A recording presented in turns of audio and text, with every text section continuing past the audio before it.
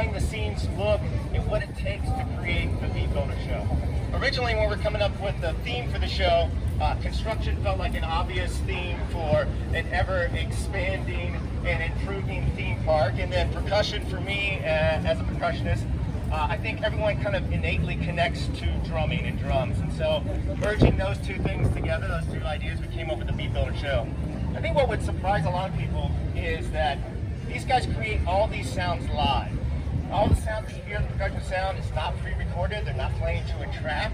And so we're just going to kind of talk about some of those sounds. Everything that we have here on the construction site was bought at a hardware store, or one of our favorite things to do is dumpster dive backstage and find kind of unique things that are going to create some different sounds for you guys to enjoy. So let's talk a little bit about the sounds. And typically when you hear drumming, you hear like a bass drum, which is a low sound, and a snare drum sound. Dylan, if you could play the can for us. Oh, who knew a Rubbermaid could sound so good, right? So again, this is just a 30-gallon Rubbermaid trash can. We have a microphone on the inside of that. And then to create our snare sound, we have this main plane surface. Again, just a 2x10 piece of wood. And then we have a couple different metal plates on here that we use to create some high-pitched sounds and some lower wood-pitched sounds. Play the screen, Dylan. So that screen sound is actually for a screen door. If you have to close your screen door, we have some eye bulbs up there. Play the eye bulbs, Dylan. That's kind of like the submarine ping sound. And so we need to take these different sounds and create some different stuff. That's good, Dylan. Mike, why don't you yeah, exactly. Mike, why don't you show them the Rockspiel? So, this is affectionately known as the Rockspiel, which is taken from a set of bells or a glockenspiel in percussion world, and we call it a Rockspiel because it rocks. And we pitch these hours spent inside Home Depot pitching these different wrenches to give us what feels like an octave of sounds. It's not quite there, but it's enough for rock. Go ahead and play a little bit for us.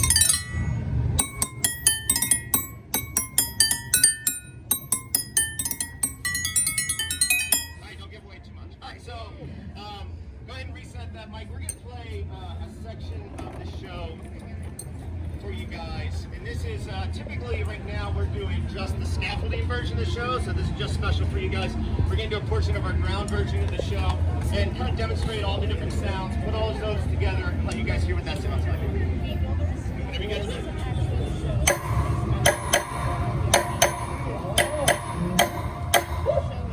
Yeah.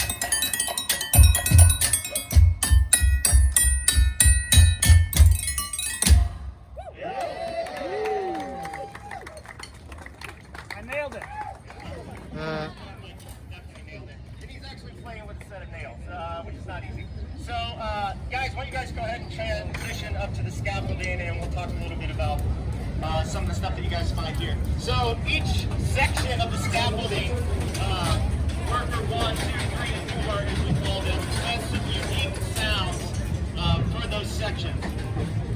Up in Dylan's zone, we have up there what we call a string bass, and what we've done is we've taken piano wire, stretched it across some PVC pipe, using that kind of like a bridge on a guitar and pitching the piano wire to 3 different pitches to give us some different melodic elements. Dylan, go ahead and play that for us.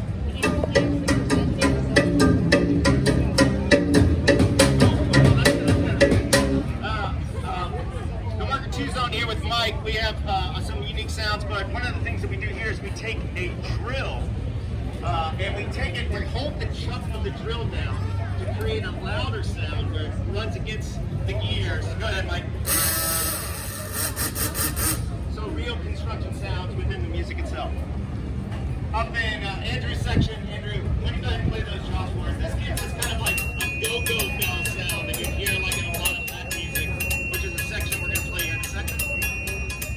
And then in Jesse's zone, we have some pitched buckets again, giving us the idea of different toms would have on a drum set. And when you put that all together, it sounds pretty cool. Give us some of that Latin section, guys. Absolutely. Got some wire. Yeah. I got some wood. Oh. And it sounds good. Check it out. Oh yeah. Yeah.